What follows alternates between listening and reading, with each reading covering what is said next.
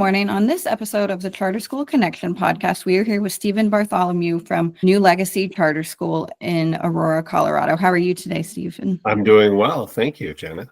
Thank you for being on our podcast. We're excited to talk to you and get to hear a little bit about your journey and about your school. To start off with, how did you get involved in the education industry? Well, that's a great question. And I never thought I wanted to be a teacher, to be honest. I went to high school, graduated, went to college, graduated. And at the age of 27, a friend of mine said, "Have you ever thought about being a teacher?" And I never really thought about it. Then I really started to think about some of the things I've done. Like, I remember I was helping people, for example, as a lifeguard in high school. And then in college, I went back to my home school in South Dakota and helped to direct a show for theater and stuff like that. And at the time, I was also like, I don't know what I want to do when I grow up at the age of 27. And something just clicked at that point. That was the moment where I went, maybe I should consider teaching. And I went back to school for 1 year to get my certification and so forth. And that's kind of how it all started. So at the age of 28 was my first teaching gig in Rapid City, South Dakota, where the Black Hills are. And I taught English and speech and debate for 8 years there. And I think after the first year was hard. And after the first year, you're like, if it's this hard, I will not do this again. Yeah. But then, of course, it gets easier. And after 2 or 3 years, I went, I think I could see myself in education for the rest of my life. So that's really how I got started. Awesome. Yeah.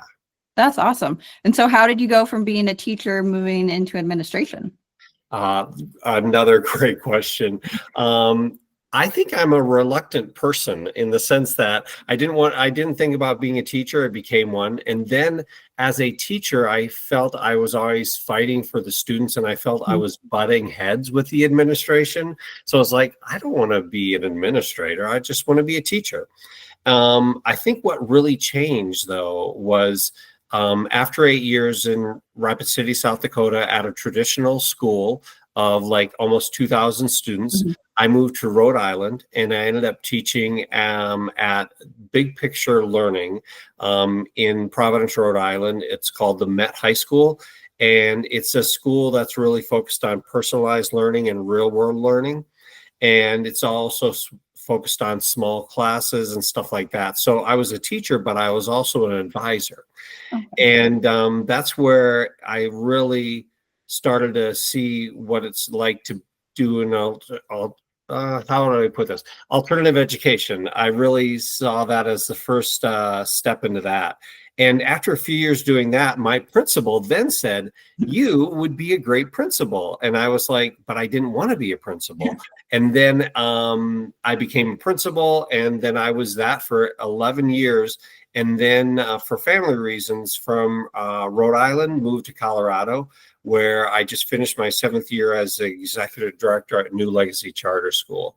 And I have found that I love being a leader because I love still teaching, but I love teaching teachers. So I kind of view it as I have a vision, and they can help me fulfill that vision. So I love teaching teachers and seeing the aha moments in their eyes instead of the students' eyes. So that's kind of what got me into admin, and more importantly, leadership. Yeah. That's awesome. I like that. That's a good way to look at it, about teaching the teachers. And so you can still be teaching and helping them. So you've been at New Legacy for 8 years, you said? Yeah, I just finished 7th year, so I'll start my 8th year. Starting your 8th year.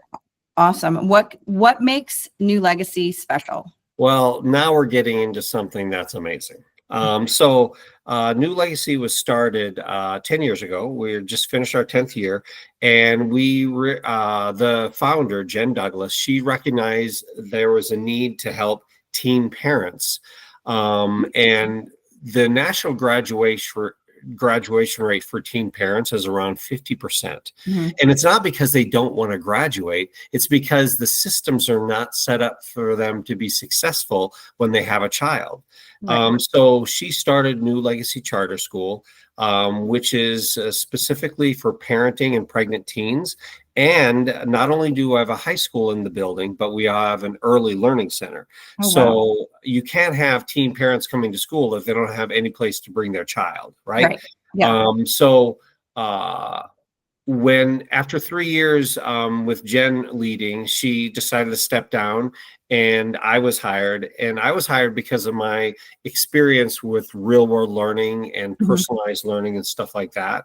And I'm happy to say that what's great about our school is, as I said, graduation rate for teen parents about 50% nationally. When I started, we were around 70%. We are graduating over 80% of our seniors Oh, wow. every year. That's awesome. And what's interesting is the ones who aren't graduating, because of the system we set up and the curriculum we set up, it makes it very easy for them to come back. And Oh, if they nice. didn't graduate in May, they might graduate in October or December, Okay. like in the 1 or 2 more quarters. So, Mhm. That's awesome. so this year alone, we had 80% graduation rate. All the seniors who didn't graduate this May are coming back and will graduate in October or December. So if That's you add incredible. that in, we will have 100% graduation rate for That's teen awesome. parents. Yeah, That's that's the incredible. goal, right? Yeah, that's amazing. That's Yeah. great that they have a place to go. Yes. And I will also say one thing that makes us unique is this. Again, they hired me because of my skill set. Graduation is important, but if after you graduate, you don't know what you're going to do, then Mhm. what's the point? Right. So what we started implementing, my vision when I got here was to say that every student has a diploma plus, and the Mhm. plus is either a certification while you're in high school or an internship, and or college classes. That's amazing. So after many years of doing it, and with COVID kind of setting us back, I Mhm. can say for the last 2 years now, and moving forward, that it'll be this way. Everyone who graduates does have a high school diploma and also has college classes, certification, or internships. That's So the amazing. whole point is we're making sure every single student is set up for success after high school. Doesn't matter. High school success doesn't matter if you don't do Right. anything with it. So Yeah. that's kind of how we're really using the career pathways as a way forward for all our teen parents. That's awesome. I love that idea. It's great for those kids to have that and something to build on when they graduate and move on, especially being teen parents and already struggling from the beginning. That's great to have an extra boost after Yeah. graduation because it's all teen parents. You said people can come back and graduate like in a quarter later. How do you make the curriculum work with like girls is out because they had a baby? Right. Do they just pick up where they left off, or how do you make that curriculum work with those kind of changing schedules? Well, I think that's a great question. That's one thing we have to build in extra supports. For example, through one grant that I have, we are able to hire a neonatal coordinator, Oh, which wow. means she is kind of the one, while she's at school, she's teaching pregnancy classes and stuff like that. And she also is the one that does all the communication with the moms when they're on maternity leave. Okay. So when the moms are on maternity leave, we don't forget about them. She comes and checks with them and to make sure they're okay. And we give them little like assignments if they're ready for it. But it's things like learn more about your baby. What about That's awesome. how is breastfeeding going if you're doing that? Or what do you want to do about this situation? How is napping going? How can we help you? How can you research to do these different things? That's So great. in anything they're doing and learning, why Mhm. shouldn't you get credit for it? In a Right. traditional high school, you could do family and consumer science class, and you could learn about having a baby, and you Mhm. get credit for it. What about a student who actually had a baby? Right. They should be getting credit for that learning too. So Definitely. we have a curriculum that's a competency-based curriculum. So we don't have credits or grades. Okay. Everything is really skill-based. So if they are coming to school and showing us the skills that they've attained, then they're going to get that credit for that. And that means because of our competency-based model, it's one student at a time, which means if a student takes a little longer before they can accomplish the skills, then we'll let them go a little longer. If a student is really on track to do everything in time, it's okay if they miss 6 weeks because they're on maternity leave, because they've shown that they're ready for the next step, whatever that might be. So our competency-based curriculum is something that we really started tapping into. And we're one of the first ones in the state to do that, in the state of Colorado. And we've had multiple, like over 10 schools visit us just because they want to learn more about what we're doing with this curriculum. And more schools are adopting what we're doing. The state of Colorado has actually asked us to present at conferences about what we're doing, again, because it is so unique. And because it's one student at a time and it follows at your own pace, that's why a student, instead of saying, well, I'm not going to graduate in May, I'm not coming back because I have to go a whole year, we're saying you're not ready yet. But if you come in August, by October, the end of the first quarter, you might be ready. You might have accomplished everything. So that's why students are more willing to come back. So that's awesome. The best thing about this podcast is learning all about these different charter schools and what makes them unique and the different opportunities for different types of education. It's not a one size fits all. So it's nice to hear a whole different type of education. Yeah. Well, and actually, what comes to mind is, again, each student has their own story. So, for example, we had this young lady, Olivia, and I'm sharing her name because she shared the story with everyone. She was homeless at the age of 14, living on the street. And she literally said she was selling drugs to try to make ends meet and stuff like that. She became pregnant with her son, Lennon, and found our school. And at that time, she found our school, but she was like, I'm just going to have a minimum wage job. I don't know what, but at least I'll graduate high school, because at least we have a safe space for her and her son, Lennon. And while she came to our school, we were saying to her, you have so much more potential than you even realize. So she graduated as a senior with 3 college classes, all A's. And instead of just a minimum wage job, she realized, I want to be a child psychologist. She just graduated with her associates in psychology and is going to continue on to get her bachelor's in psychology. That's amazing. It's so great to hear those stories. And there's so many of those stories that I could share. We had another student who was in the juvenile justice system, came back with his girlfriend and their son. And his senior year, we helped him create a business plan to start his own automotive business. And he did it by going to people's cars and helping them there. And now he actually owns his own shop and it actually owns his own business and has been a mentor for some of our current students. This is a student who did not want to go to school. But once he found us and he realized that we could support him in his dreams, instead of saying, you all have to do the same thing the same way, we find out what they want to do. And then we make sure we're giving them all that. And we don't compromise rigor for that.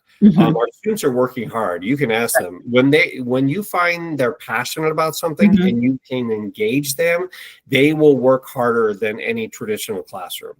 And a third of our students before we got them were dropouts. And so they weren't engaged. So I think when they come to us, they realize, whoa, this is different. People care about me, they know me, and we're trying to do what's right for them. Yeah, that's awesome. And the whole one size fits all is definitely not true. So it's great to see that once you get to know the students personally, they can exceed everybody's expectations. How do these students find your school? Do you marketing? Is it word of mouth? How do you market yourself? I would say a third of our students, it's word of mouth. But about a third of our students, they find out about us because of their nurses and doctors and social workers. So we really make sure we're working with organizations and clinics that are in our area. So if you're in a clinic within a 10-mile radius of our school, and you have a teen parent, then you're going to be saying to the teen parent, if you are looking for options, New Legacy is a good option for you. So at least a third of our students are through clinics, social workers, doctors, and nurses. And then, of course, it is social media sometimes and stuff like that. But I would say friends, families, and the healthcare system. That's awesome. Yeah. Do you go to the different like clinics and like advertise for yourself? Is that how you? Perfect. So what we just bring some flyers and say, hey, have you heard about our school? Most people at this point have, now that we've been around 10 years. But when I first started, a lot of people had no idea who we were. You know, it takes a long time to establish a school, right? But I think what's good is most people know who we are, and especially like the head of clinics and stuff like that, they know who we are. So if a new person starts working, they're going to say, hey, make sure you learn about New Legacy. And that's the most important thing is, so a lot of marketing and stuff like that, it goes a long way. That's great. How do you find staff to work at the school that you can guarantee that they are just as passionate about it as you are and want to be there for the students and make it about the students? Right. Well, I think, first of all, there's no guarantees, right? You do the best you can. And I think if you've been doing this long enough, you sometimes just get a sense. I will say this, if we get somebody who's interviewing to be a teacher and they're passionate about a subject matter, I don't care. If they're passionate about kids and teaching, then I care, because if you are a good teacher, you can teach anything. And because, I mean, we still, of course, have English and math and things like that, but we also are teaching career pathways. We're also teaching parenting classes and pregnancy classes. So you need to have people who are good teachers and can learn content and then deliver the content, because we are so unique. All of our students are doing projects. The students decide on the projects. So a teacher can't be an expert on everything that a student chooses, but they are the guide. So I think a good teacher is a good guide, and a good teacher is a good advisor, and a good teacher is a good listener. I really do feel like a good teacher is less about knowing the content, because in this day and age, my phone has as much information as a one-room schoolhouse 100 years ago, right? So the information is out there. It's how to access that. So for example, in our English classes, we make sure that they understand what is good information and bad information. So how do you become a good consumer of information? So how are you literate in terms of like, what is quality info? And if we can share that with them and learn how to research and stuff like that, they can learn anything. So I view us as guides and advisors, and then we learn together, because the content will be dictated by the students many times. That's awesome. I love that. I love how you keep going back to being passionate about the students. I think that's so important. And I'll say the one thing our students say over and over again is they feel like for the first time the school is listening to them. Again, they're coming from larger traditional schools, and all of a sudden they come to the school of only 100 students. And of course we have the early learning center with our little ones, but 100 high school students, and we know them all. No one is falling through the cracks. So many students say, no one ever listened to me. I feel listened to here. I feel cared about here. And they won't allow me to fail. Even though a student is like, what's the point? We're going to make sure we're doing everything in our power to engage that student so they can be successful. That's awesome. I think there's definitely something to be said about a smaller school and being able to know everybody. Because you are such a small school and such a niche market of children, being the teen parents, what kind of struggles have you found and challenges with the school? Yeah, I mean, all of our students are low-income students. That means we can struggle with attendance because they may have to have a job to help support the family.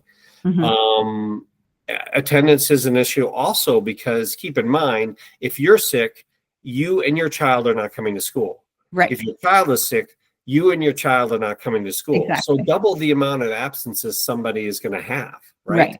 Because most of them do not have the support system in their families to watch a little one while the teen parent is coming to school. Their family is busy working and stuff like that. And some of our teen parents are not living at home anymore. So that makes it even harder. So attendance is definitely a struggle. Having said that, because of our engagement and what we're doing, our attendance this year for the year we just finished has been the best we ever had. Awesome. We're officially an alternative education campus, and our attendance for the year was over 80%. Oh, wow. That is really good when you look at any school, but especially our population and the students that we serve. So I think we recognize the problem. We're doing our best to address it. Another big problem, I'll be honest, is transportation. Right. You can't have one big yellow bus going and picking people up because one, we can't afford it. And two, it's not like a traditional school where if you're within a mile radius, you just go to the school. Right. Our students are coming from 3 different counties. So we're situated in Metro Denver, where we're only 4 blocks from Denver. We're officially in Aurora, but we also service 3 counties of Adams, Arapahoe, and Denver counties. And because of that, our students are all over the place. Transportation for some is very difficult. So we do our best. We have a mini bus that can pick up some students, but we can't do them all, right? So between public transportation, between finding rides with friends and family, between having your own vehicle, or between us being able to get some of the students, we try to mitigate that. Now, the other reason transportation is difficult is the fact that in our curriculum, 2 days a week, our students are not doing traditional classes. They are doing internships and college classes and certification programs, but we need to get them to those. Right. So that's another struggle in terms of transportation. Are we getting better? Yes, but my number one concern is definitely transportation for our students. So that's a challenge, I'll be honest. Do you have any idea of ways to continue to improve that? Yes, I have a dream, but the problem is I have to find the time to do it, right? Yeah. So I was talking to a friend who's 7 years older than me, and he just retired. I know this is a podcast, you don't hear my voice, but I'm 58, 59 years old almost. So I'm definitely getting up there a little bit. But I was going, he's retired and he is looking for things to do. Why can't I somehow tap into newly retired people and say, hey, 1 day a week, would you be willing to pick up these 2 students and take them to an internship? And then bring them back and stuff like that. So I'd love to create a system where it's a volunteer system. Yeah, where they're volunteering, and of course the students and their families would have to be on board for this too. Of course, there's probably some legal issues I'd have to deal with, but the first step is just to get some volunteers to say, "Hey, on Tuesdays, I'm happy to do this," or on Monday, I want to help this one student get to school. Any of that would be awesome. I just haven't had the capacity to do it because a big thing with our school is our fundraising, because we have a free early learning center for our teen parents. It's not free to run though. So a lot of my time, over 50% of my time, is all about the money part of the school, like fundraising and stuff like that. I do want to have that in the next couple of years. Come check back to me in like 2 years. I want to have that up and running though. Yeah, we'll definitely check in. Yeah, I think that's a great idea, and definitely a market you could tap into. Yeah. For fundraising, what do you do to fundraise? Because you do have all those extra expenses. Yeah. Well, yeah, almost 1/3 of our budget is fundraising. It's through grants and private donations and foundation money and stuff like that. So it's a little of everything for fundraising. If there is a grant out there for something that might work for our school, I will go for it. Like, for example, I already mentioned the perinatal neonatal coordinator. That is a grant funded position. We have a real world learning coordinator. That is a grant funded position. So in a traditional school, you don't have those kind of classes and teachers, but we do. So one thing is I write grants to try to get funds to hire very specialized people. But I also am applying for foundation money just to help keep our early learning center running, right? So all that being said, we ask for donations all the time. We do a breakfast fundraiser and a lot of grant work, but we've made it work for 10 years, and our goal is to continue to make it work.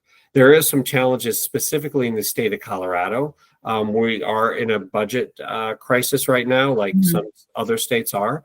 And some of the funding for early childhood education is being cut or frozen, which means my fundraising actually is going to get a little more challenging in the next year or two. But we continue to work on it. So all that being said, we are lucky to have a community that supports us, and we're able to get those funds currently. So we just got to keep on applying and keep on working for them, right? Yeah, that's awesome. You were talking about how the different challenges with the budget in is it the school district? Is it just in the county? Well, no, the budget is specifically for the entire state. Because it's a state funding for early childhood. So school districts don't fund early childhood, i.e. like infant and toddlers. School districts start funding at preschool level, right? So I get funding through the school district for our one preschool room, and then of course our high school. But the early learning center, which is a lot of infants and toddlers, that has to come from different buckets. And it's not like the state is saying this isn't good, important money. They're just in a budget crisis, right? So something has to be cut. I disagree on where they're cutting, of course. But we continue to work on it. So along with working on finances, I do a lot of advocacy, like going and talking to legislators. I've gone to the State House to testify for a bill that might be supportive of charter schools and stuff like that. And I've been doing that for many years. The best part about going to the State House to testify for a bill like that helps charters, I always bring the students. So I always have two students who are also talking in front of the legislators. And they learn so much, but also the legislators love the fact that students are coming in and sharing their experiences and why this bill might be very important to pass, or maybe another bill is important to not pass because it might hurt the kind of school we are. So that kind of experiential learning is so important for our students. So I love bringing them to the State House. And there's some people who literally live 10 miles from the State House their whole life, and they say, I've never been in this building. So it's cool to be able to do that. That's great. And it's a good way to get their names out there and your name out there. And help get benefits. When so all of your grants and everything, is it just you just spend a lot of time looking for them online? How do you go about finding a grant? Well, again, it is what you just said, looking online, but also if you've been doing this long enough and talking to enough people, I now get emails from people saying, hey, Steven, did you hear about this grant or this grant? It's like, oh, no, I have not, but thank you for that. Now I can maybe apply for this. There's a grant that I got an email 3 weeks ago. It's like, did you hear about this? I said, no, and I'm applying for it because it fit. I get a lot of people saying, look at this or this or this. And it's like, thank you. And that won't work for what we're applying for. But you don't know until you look. So it's a lot of people who know about our school now. And so anybody listening, if you hear of any grants, just email Steven at New Legacy Charter School. But anyway, I love to hear from people. And it's like, this could work for us. The most important thing is, again, childcare is so important for our teen parents. So many of our teen parents have said that if it wasn't for New Legacy, they would have dropped out. We're Mhm. kind of their last hope. And many of them, they're young parents. They're afraid to drop their child off at a Right. childcare center and then leave. Mhm. So the fact that they can do it in the same building, and during lunch, they pick up their children. So in our lunchroom, you're going to see infants, toddlers, and preschoolers running around while That's the high awesome. schoolers are having lunch. So all of that is happening. And a lot of our parents are like, if it wasn't for New Legacy, I would not have my high school diploma, and my child would not be ready for kindergarten. Mhm. So that's why it's important that we kind of, you know, market ourselves so everyone knows about us, so they can support us in Yeah, whatever way we can. yeah, that's great. It sounds like you're doing a really good job, and definitely you found a need. Is there anything that I didn't ask that you would like to share? Well, I think you had amazing questions, and so not a lot, but I will say, like, in the end, I think school choice is so important. There is a space for the large comprehensive high schools. Right. My daughter wants to go to one, is that kind of student. My Mhm. son hated school, and he found better success by going to a small Mhm. school that was more specialized. So thank goodness, as a parent, I had choice, right? Right. So I think it's so important that choice is available for everyone, and that's why I think charters are such an important part of that Mhm. choice. It's not the only choice, but it Right. is a choice, right? So as a parent, I feel choice is important. And then I also think it's important that in this day and age, you know, with the world the way we have it, the way technology is and everything, everyone can kind of create their own curriculum.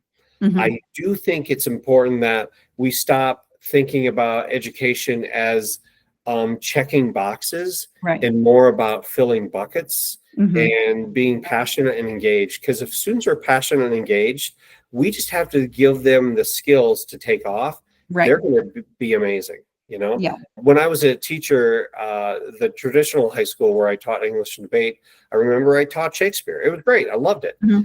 But that doesn't mean every student needs to read Romeo and Juliet. Right. And I also think if a student at the age of 25 decides, I want to read Romeo and Juliet, they can do it because we've Mhm. given them the skills to learn and Right. become lifelong learners. So I think that's what we do as a school. And I think that's what schools need to do. It should be less about like memorization and more Yeah. about I agree. developing skills. Yeah. And the thing that really is important to me is using the phrase compared to what.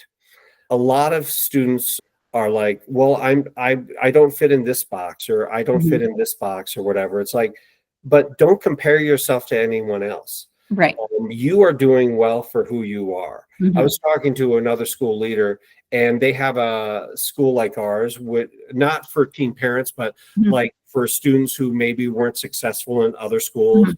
And they were saying the district is looking to shut us down because our test scores are not good. But I asked, but why are your students coming to you? Because weren't successful Right. anywhere else. And here we care about them, so they want to stay in school and get their high school diploma. Mhm. And so I'm saying to her, then don't let the district tell you how they're going to measure things. You Right. should say, here's how we're measuring our students. If it wasn't for our school, they would be dropping out. If it Exactly. wasn't for our school, they would not have a diploma. If it wasn't for our school, they would not have a career pathway. But because of our school, they have all that. But do they have the test scores that you were asking for? No. But Right. compared to what? So you want to shut us down because of our test scores? That means if you do that, you'll have less people graduating Right. and you'll have higher test scores. Congratulations. But Yeah. what are you truly doing? So Yeah. I think Definitely. compared to what is so important. And that's why I do this work, because I Mhm. feel it's one student at a time, Yeah. and everyone can be successful if you give them what they need. Do I Mhm. know what they need? Not until we know the student, Right. you know? Yeah, I definitely think you can tell how passionate you are about your students and about your school. It really shows through. And I Yeah. think the school's doing amazing work. It sounds like a great opportunity for a group of kids that a lot of times are overlooked. We have amazing students and we have amazing staff. I'm very lucky to work for all of them. That's awesome. That's awesome. Well, we will make sure to put your email in the show notes so people can Excellent. email you with grants, and we are excited to share your story. And thank you so much for talking with us. It was great to hear all about New Legacy Charter. Well, thank you so much. I really appreciate the time. Take care. Thank you. Bye. Bye.